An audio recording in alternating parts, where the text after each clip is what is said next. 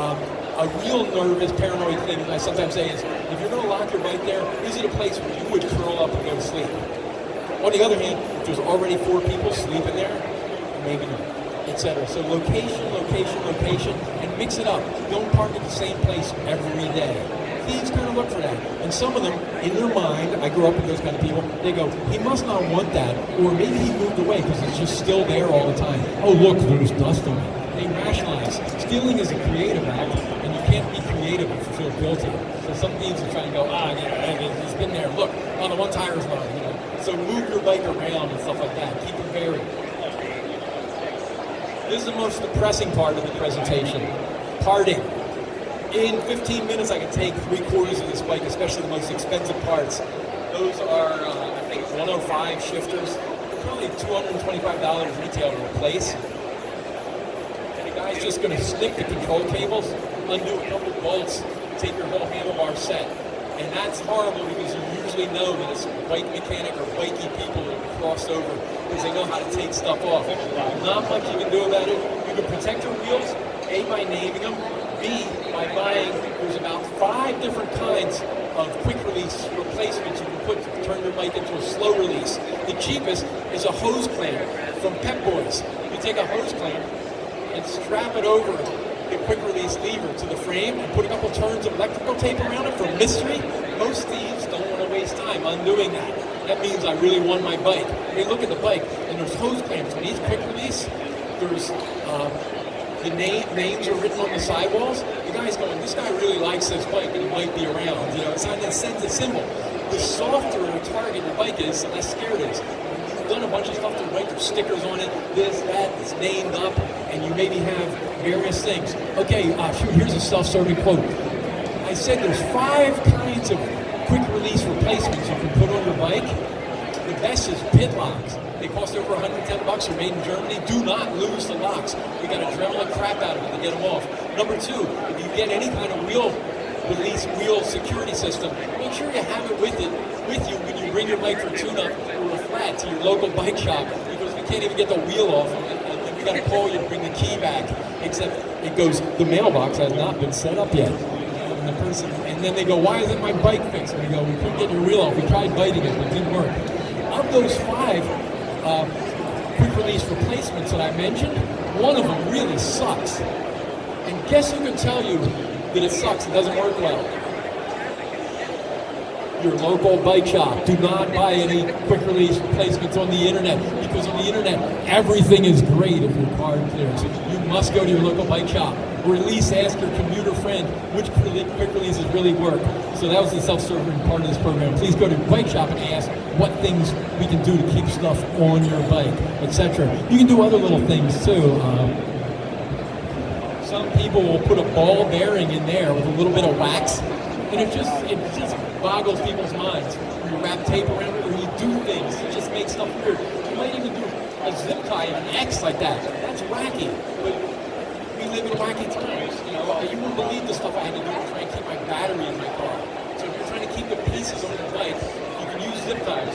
You can use an old bike drivetrain. You can use whatever. Anything that slows a thief down, they're like, oh my God, this is really cutting into my thief day. Just go to something that's easier. So if you can do anything, make it harder. In military terms, and in just general life, a defile is something you've got to go through to get somewhere. And in every ride, there's a defile. And sometimes you're like, crap, there's someone in the defile. And you have to make a decision. There's a tattoo parlor in Philly that has on their sign, if you got nothing to do, don't do it here. You're on a bike path, you can spot somebody who has nothing to do. But, the first thing I do, I see someone in my way. Do you know my imaginary friend? He's right behind me a little bit. I'm like, yo, Tommy! Who am I calling out to? They don't know. My friend might be back here. If I see someone in my way, the first thing to do is yell really loud back. Victims don't yell loud in a cheerful way. Yo, Tommy, hurry up! Etc. Try it. If you're going through a park and Kelly driver looks nervous, pull up to the first biker you can hang on. Even if he's like this, stay with him till you get through that nasty part. They don't know you're a friend or not or something like that. Just stay with him. There's bicycles behind him. let them catch up to you, unless you're doing wheelies and stuff, etc.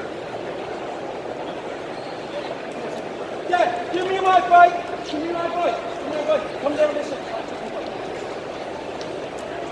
Give me my bike. Give me my bike. My bike. Give me a bike. It's funny. I never engaged him. We just fought over the bike. He got on it.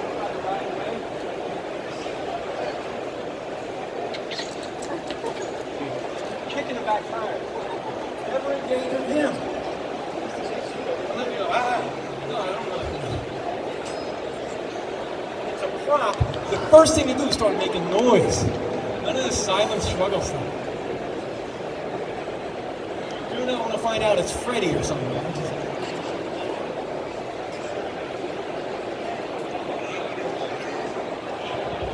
And, you know, if they have company, no.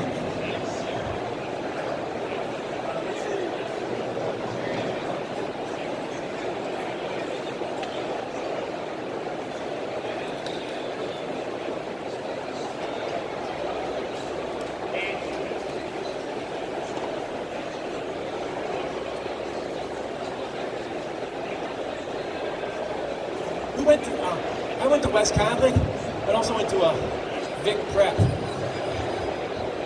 Did anybody go to Vic Prep school? Oh, yeah. Vic Prep means you expect the worst to happen. Like just talking about that, have your serial numbers, figuring out. It's like, you know, sometimes people, my wife sometimes says, why did that guy act like such a jerk in the car? And I was like, I totally expected that. And I went to Vic Prep. Sometimes think the worst of people. Don't tell them the worst. Don't be that person going, they're out there having a barbecue. No, I don't mean that.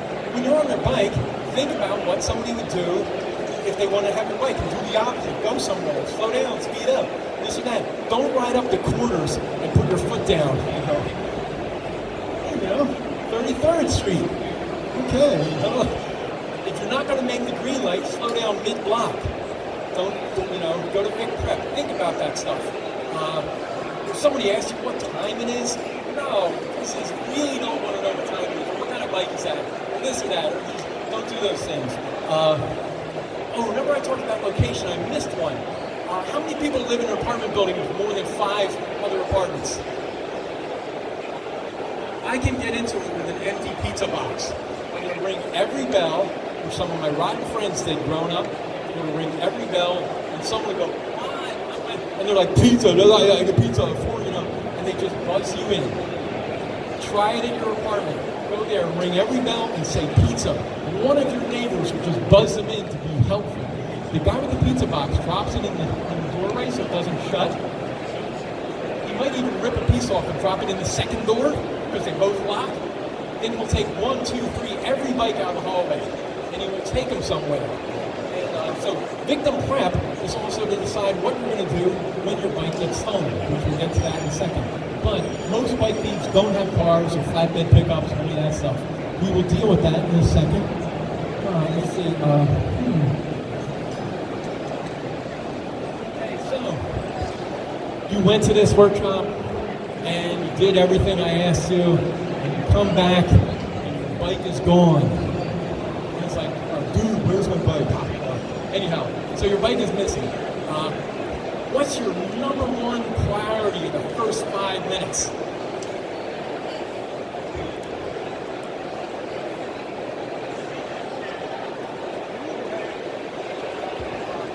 Someone said call the cops. Not if it's Friday or Saturday night in Philadelphia. I'm very sorry, but don't do that. First priority, recover the bike. You're set. Bingo, correcto mundo. Yes, the number one thing you got to worry about. When people go, oh shit, man, they stole my watch at the party. How do I get home? No, but when they stole your bike, you can't get home. So you're in a new status. You are a fucking pedestrian. It sucks, you know. And that block looked great when you got to the party at 7 o'clock. Now it's like 11:30. How are you getting home? How are you doing it? What are you doing? So the first thing is figure out how you're going to get home. Enlist, number one, just an ally. You know, ideally someone else at the party who's had their bike stolen before, or even me. And just go, my bike got stolen, you know, my bike got a ride, this and that. Do you need to report your bike in the first hour? Probably effing not. I hate to say it. Most of my bike thefts are reported the next day. And the cops do not come with the siren on. Not in Philly. Go to the cop shop with as much detail as you can get. If you forgot and you flunked victim prep school, make up a serial number. It should be 12 digits and have some letters at the beginning. You can always be wrong about your serial number if you describe the rest of your bike, and you can update the police report.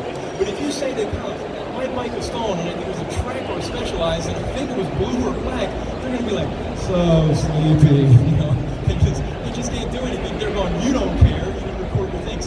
Have that data to give them as much as you can, ideally the serial number, and so on. Okay, so your bike is stolen. We're back to this party. The DJ is putting his records in milk crates. It sucks, there's only 4 people there. Do you get a posse together and look for the bike? Probably not, but there's some basics you can do. One of my idols growing up was a jazz drummer named Roberto Reggio, who was entitled to wear a beret. Many other ones, flip mustache, goatees, which is awesome brush technique and stuff like that. And he came home to his apartment, door kicked in, stereo gone, drum set gone, and I said, Jesus, Roberto, what'd you do? And he goes, I got the drill a bunch of screws, screwed my door shut, checked the window in the back where they carry the stuff out, screwed that shut, and I told my wife, come on, get your coat, we're going out to dinner. And so we went to a nice Italian restaurant, you know, and I was like, this is a healthy approach. Then he went to do his laundry the next day. His drum set and his stereo were hidden behind the dryers. It was a semi-inside job, and the people had to come back with a car. There used to be a place at the end of Poplar Street by Brewery Town, and you go walk your dog there, and under the trees were stereos and stuff, because they couldn't carry it all. So your bike got stolen. Where did maybe they put it? Get your ally from the party, not yourself, and walk down the street and look in the alley and see if those bikes are there. I was the hero in one party. We came outside, and I was going, wait a second, everybody's bike but mine? Why didn't he take my bike? I had a U-lock to the back wheel, you couldn't ride it. Every other bike got rolled out the hallway, because it was a coming and going party.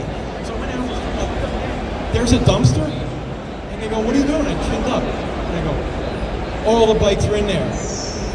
And so my people at the party were like, let's hide in there when they come back and be like Spider-Man. And I was like, you don't know who's coming back. You're crazy. Get the bikes out of there. When you go to parties, lock them.